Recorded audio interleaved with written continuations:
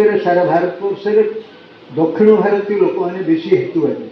ଗୋଟିଏ କାରଣ ମୋବାଇଲଟାକୁ ଆମେ ବ୍ୟବହାର କରୁଛୁ, ମୋବାଇଲ ପଛରେ ଯେଉଁ ତତ୍ତ୍ୱ ଅଛି ସେ ତତ୍ତ୍ୱକୁ ଆମେ ଗ୍ରହଣ କରୁ।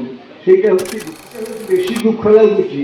ବିଜ୍ଞାନର ଫଳକୁ ଆମେ ଗ୍ରହଣ କରୁଛୁ, କିନ୍ତୁ ବିଜ୍ଞାନର ମୌଳିକତା ବା ତତ୍ତ୍ୱ ବା ଏସେନ୍ସଟାକୁ ଆମେ ଗ୍ରହଣ କରୁଛୁ।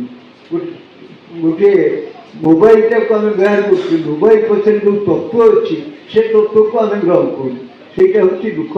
ଯାହା ସାରା ପୃଥିବୀରେ ଆନ୍ଦୋଳନ ଚାଲିଛି, ସାରା ଭାରତବର୍ଷରେ ଆନ୍ଦୋଳନ ଚାଲିଛି।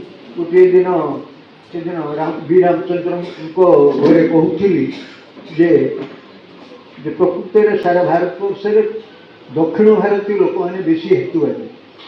ତା କାରଣ ହେଉଛି ପେରିୟାର ଏବଂ ତା କାରଣ ହେଉଛି କାବୁଲ, ତା କାରଣ ହେଉଛି ଗୋରା ଏବଂ ଏବେର ଯେଉଁମାନେ ପ୍ରେମାନନ୍ଦ ଇତ୍ୟାଦି ଇତ୍ୟାଦି।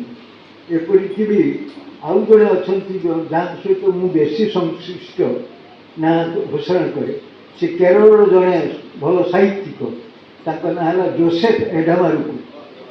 ସେ ଦିଲ୍ଲୀରେ ରହନ୍ତି। ତାଙ୍କ ପୁଅ ସାନାଲ ଏଡାମାରୁକୁ, ସେ ବାପ ପୁଅ ଦୁଇ ଜଣ ଯାକ ଏଇ ହେତୁବାଦୀ ବହି ଲେଖିକି ସେଠି ବଞ୍ଚିଛନ୍ତି। ହେତୁବାଦୀ ବହି ଲେଖି ମାନେ ବିକ୍ରି କରିକି ସେଠି ଗୋଟେ ଅଫିସ ଘର ତାଙ୍କର ଅଛି, ଅଲଗା ଜାଗାରେ ରହିବା ଘର ବି ଅଛି। ତେଣୁ ହେତୁବାଦୀକି ଯେ ଲୋକ ବୁଝିପାରୁନାହାନ୍ତି ବା କୁସଂସ୍କାରଟା ଏତେ ସମାଜକୁ କ୍ଷତି କରୁଛି ଲୋକ ବୁଝିପାରୁନାହାନ୍ତି, ତାହା ନୁହେଁ। ତା ନହେଲେ ଗୋଟିଏ ଲେଖା ଲେଖିକି ଏ ଦିଗରେ ଇଏ ନଭେଲ ସିଏ ଲେଖୁନାହାନ୍ତି କି ଉପନ୍ୟାସ ଇଏ ଲେଖୁନାହାନ୍ତି, ଗଳ୍ପ ଲେଖୁନାହାନ୍ତି, ସେ ଖାଲି ହେତୁବାଦୀ ସାହିତ୍ୟ ଲେଖିକି ସେ ବଞ୍ଚିଛନ୍ତି।